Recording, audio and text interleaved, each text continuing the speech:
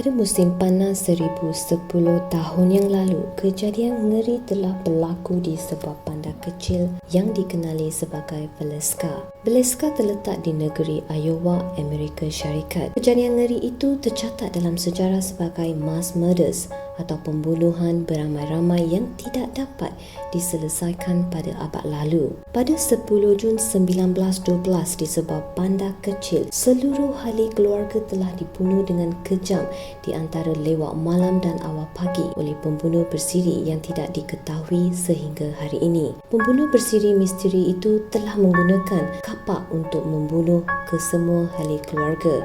Mereka adalah keluarga yang sangat kaya pada masa itu. Mangsa pembunuhan adalah Josiah berusia 43 tahun, isterinya Sarah berusia 39 tahun, anak-anak mereka Herman berusia 11 tahun, Mary berusia 10 tahun, Arthur berusia 7 tahun dan Paul berusia 5 tahun, termasuk 2 orang kanak-kanak yang datang bermalam di kediaman mereka pada hari itu. Kanak-kanak itu adalah Lena berusia 12 tahun dan Aina berusia 8 tahun. Semua mangsa telah dibunuh dengan kejam.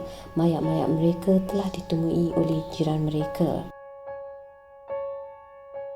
Keluarga Moore adalah sebuah keluarga yang kaya tinggal di Valeska, Iowa. Josiah B. Moore adalah seorang ahli peniaga yang terkenal dan berjaya di Valeska. Dia memiliki sebuah syarikat yang sangat berjaya pada masa itu. Josiah berkahwin dengan isterinya Sarah Montgomery pada 6 Disember 1899. Hasil perkahwinan itu mereka dikurniakan 4 cahaya mata. Pada malam 10 Jun 1912, seluruh keluarga Moore telah menghadiri satu program di gereja. Acara gereja tahunan itu dikenali sebagai program Hari Kanak-Kanak yang telah diatur dan dirancang oleh Sarah Moore. Program itu tamat pada pukul 9 malam. Keluarga Moore mengajak 2 adik-beradik iaitu Lena dan Aina untuk tidur di kediaman mereka pada malam itu. Budak-budak itu bersetuju. Mereka adalah kawan baik anak-anak Moore. Mereka sampai ke rumah dari gereja lebih kurang dalam pukul 9.45 malam atau dalam pukul 10 malam. Setelah mereka tidur, seorang pembunuh misteri telah masuk ke rumah Moore. Pada zaman dahulu, kebiasaan untuk tidak mengunci pintu rumah ini adalah kerana kawasan kediaman mereka sangat aman tanpa sebarang jenayah. Bilik tidur pasangan Moore terletak di tingkat atas, manakala anak-anak mereka tidur di bilik tingkat bawah. Kedua-dua adik-beradik iaitu Lena dan Aina pula tidur di bilik tetamu tingkat atas. Pembunuh misteri itu menggunakan kapak dan lampu minyak tanah untuk membunuh seluruh ahli keluarga Moore, termasuk 2 adik-beradik iaitu Lena dan Aina. Pembunuh itu masuk ke dalam setiap bilik tidur dan membunuh seluruh ahli keluarga dengan menggunakan kapak. Mangsa pertama yang telah dibunuh adalah pasangan Moore. Selepas membunuh mereka, pembunuh itu membunuh anak-anak mereka dan kemudian Lena dan Aina dengan sangat senyap. Tiada seorang jiran tetangga pun sedah peristiwa malang itu. Tiada jeritan dan tiada sebarang bunyi pelik dari rumah Moore. Dengan senyap, pembunuh misteri itu mengunci dan meninggalkan rumah Moore. Pada keesokan pagi, jiran Moore iaitu Mary Peckham menyedar pakaian lebih kurang dalam pukul 5 pagi. Dia tidak nampak seorang pun ahli keluarga Moore. Ini adalah sesuatu yang sangat pelik kerana biasanya keluarga Moore akan bangun awal. Walaupun sudah pukul 7 pagi, Mary tidak nampak sesiapa pun di rumah Moore. Dia risau lalu pergi ke rumah Moore dan mengetuk pintu rumah berkali-kali, tapi dia tidak mendapat sebarang jawapan. Maka dia cuba buka pintu rumah tetapi pintu rumah itu telah dikunci. Mary pun panggil abang Josiah iaitu Ross Moore. Ross Moore pun datang dengan kunci pendua rumah adiknya. Mary dan Ross Moore mendapati kesemua ahli keluarga Moore termasuk 2 adik-beradik iaitu Lena dan Aina telah dibunuh.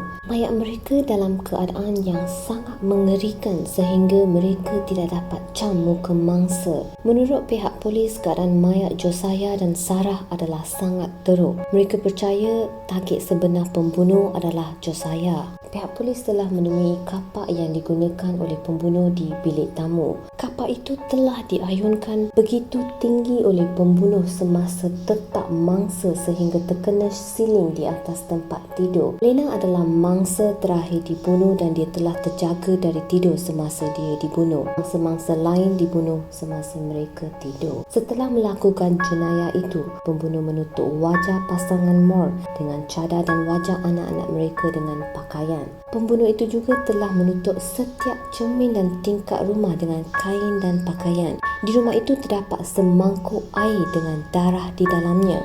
Pihak polis percaya pembunuh menggunakan air di mangkuk itu untuk mencuci kesan darah dari tangannya. Berita mengenai pembunuhan keluarga Moore telah tersebar. Seluruh penduduk Iowa berkumpul di rumah itu untuk melihat tempat kejadian walaupun pihak polis memberi amaran kepada mereka. Pihak polis tidak dapat mengawal orang awam lalu mereka tutup rumah Moore. Selepas pembunuhan keluarga Moore, seluruh penduduk Villisca hidup dalam ketakutan. Pada waktu malam, jiran-jiran di kawasan itu berpakat dan menjaga kampung mereka.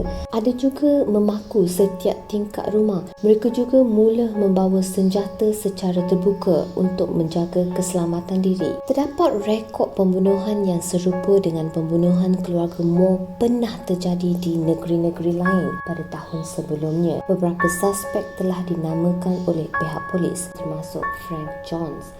Frank Jones dan Josiah Moore pernah bekerja di tempat yang sama selama 7 tahun. Selepas itu, Josiah membuka perniagaannya sendiri di mana pesaingnya adalah Frank Jones. Pihak polis percaya ini telah membuat Frank marah. Kebanyakan saksi memberikan keterangan mengenai hubungan Jones dan Josiah Moore. Hubungan mereka penuh dengan kebencian, tetapi tidak ada seorang pun percaya bahawa ini boleh menyebabkan Jones membunuh keluarga Moore dengan begitu kejam. Suspek lain dalam pembunuhan keluarga Moore adalah Sam Moyer, iaitu abang ipar kepada Josiah Moore yang dikatakan mengikut Josiah beberapa kali. Dia kemudian dikeluarkan dari senarai suspek kerana dia tidak mempunyai sebarang motif untuk membunuh adik perempuannya dan anak-anak dia. Sam Moyer juga dibuktikan berada di rumah pada masa pembunuhan itu. Suspek utama dalam kes ini adalah Henry Lee Moore yang pernah disabitkan ke atas banyak pembunuhan pada masa itu. Henry Lee membunuh ibu dan neneknya dengan menggunakan kapak. Ini menjadikannya sebagai suspek utama dalam kes Moore. Henry Lee tidak pernah disabitkan dalam pembunuhan keluarga Moore kerana pengakuan dari George Kelly. George Kelly telah menghadiri program gereja yang sama pada malam keluarga Moore dibunuh. George Kelly juga meninggalkan Villisca pada keesokan hari. Dia telah menghantar sepucuk surat kepada keluarga Moore dan juga meminta laporan pembunuhan keluarga Moore dari pihak polis. Ini menjadikannya sebagai suspek. Selepas disoal siasat, dia mengaku membunuh keluarga Moore. Kemudian dia memberi laporan bahawa pihak polis yang paksa dia untuk membuat pengakuan palsu itu. Selepas itu, dia telah dibebaskan tanpa sebarang tuduhan. Pembunuhan keluarga Moore atau lebih dikenali sebagai The Villisca Axe Murders adalah kes yang tidak dapat diselesaikan sehingga hari ini.